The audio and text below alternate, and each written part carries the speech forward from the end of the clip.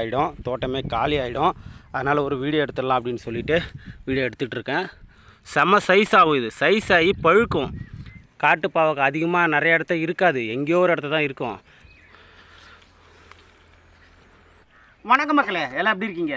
இன்றைக்கி வீடியோவில் என்ன பார்க்க போகிறோன்னா, எங்கள் தோட்டம் தான் பார்க்க போகிறோம். தோட்டத்தை வந்து வீடியோ எடுக்க போகிறோம். வாங்க போய் பார்க்கலாம். காய் எல்லாமே கொஞ்சம் பெருசாகிடுச்சு. இன்னும் ஒரு வாரம் அப்படி இல்லைன்னா ஒரு 10 நாளில் வந்துட்டு காய் அறக்கிற மாரி ஆகிடும், தோட்டமே காலி ஆகிடும். அதனால் ஒரு வீடியோ எடுத்துடலாம் அப்படின்னு சொல்லிட்டு வீடியோ எடுத்துகிட்ருக்கேன். என் கொல்லியில் பார்த்திங்கன்னா ஒரு 25 பனைமரம் இருக்குது. இந்த 25 பனைமரத்தில் ஒரு 15 பனைமரத்துக்கு மேலேயே நுங்கு கொலை வைக்கும். எல்லாமே எங்கள் அம்மா வச்சுது. அவங்க கல்யாணம் பண்ணிட்டு வந்து புதுசில் வச்சாங்க. ஒரு பனைமரம் நுங்கு வைக்கிறதுக்கு 20லேருந்து 25 வருஷம் எடுத்துக்குது. இந்த இடத்த பார்த்திங்கன்னா ஒரு சொடுக்கு தக்காளி செடி முளைச்சிருக்கு. இவ்வளோ பெரிய செடி முளைச்சி நான் எங்கேயுமே பார்த்ததே கிடையாது. கரெக்டாக தண்ணி பாயிற இடத்த இருக்கிறதால நல்லா வளர்ந்துருக்கு. இதை நான் உடச்சி பார்த்தேன், உள்ளே இன்னும் பிஞ்சாகவே இருக்குது. உள்ளே வந்து காய் இன்னும் சரியாக வைக்கல. பாருங்கள், செம்ம சைஸ் ஆகும். இது சைஸ் ஆகி பழுக்கும். பழுத்துட்டுனா மஞ்சள் கலரில் வரும்.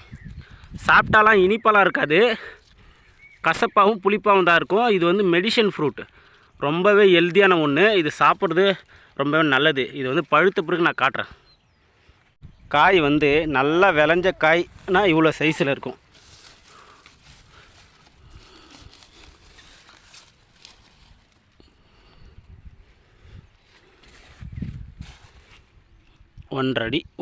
ஒரு அடி 1.5 அடி இருக்குது. இந்தமாரி காய் இருந்தால் தான் கொஞ்சம் விலை போகும். அதுக்கப்புறம் இன்னொன்று என்னென்னு பார்த்தீங்கன்னா, காட்டு பாவக்காய்.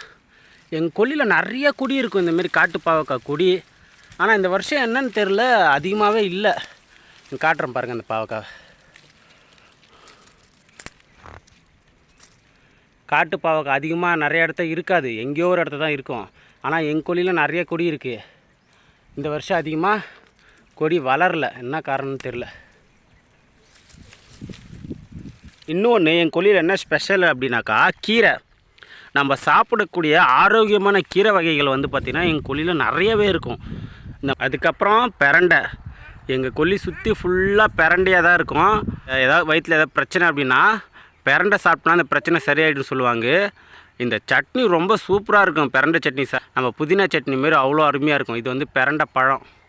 பிரண்டை பழம் சாப்பிட்டோம்னா நாக்கு கொஞ்சம் நமிக்கும். அதுக்கப்புறம் கோவப்பழம்.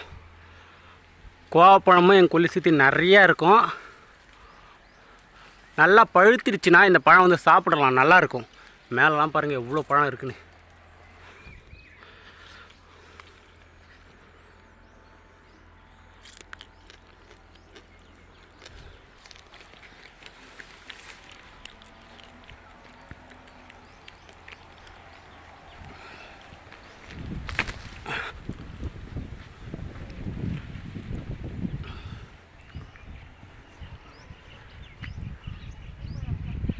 அதுக்கப்புறம் பார்த்திங்கன்னா சூரப்பழம். சூரப்பழம் பார்த்திங்கன்னா என் கொல்லி சுற்றி நிறையாவே இருக்கும். நல்லா பழுத்திருச்சுன்னா நல்லா இனிப்பாக இருக்கும் சாப்பிட்றதுக்கு.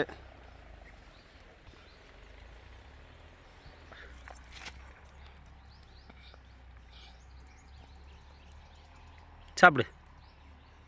அதுக்கப்புறம் ஒரு வட்டம் தக்காளி கன்று, கத்திரிக்காய், மிளகா அது நட்டு வச்சுருக்கோம். இப்போ தான் பிஞ்சு வைக்கிது தக்காளியெல்லாம். எங்கேயோ ஒரு இடத்த இப்போ தான் ஒரு பிஞ்சு வைக்க ஆரம்பிச்சிருக்கு.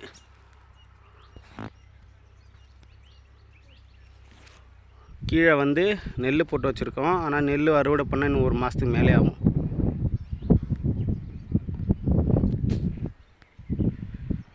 எங்கள் ஃபுல் தோட்டத்தையும் உங்களுக்கு காமிச்சிருப்பேன். நான் காமிச்சதில் எது உங்களுக்கு பிடிச்சிருந்துச்சி அப்படின்றத கமெண்ட்டில் சொல்லுங்கள். இன்னும் கொஞ்சம் நாளில் காய் பறிக்க போகிறோம்.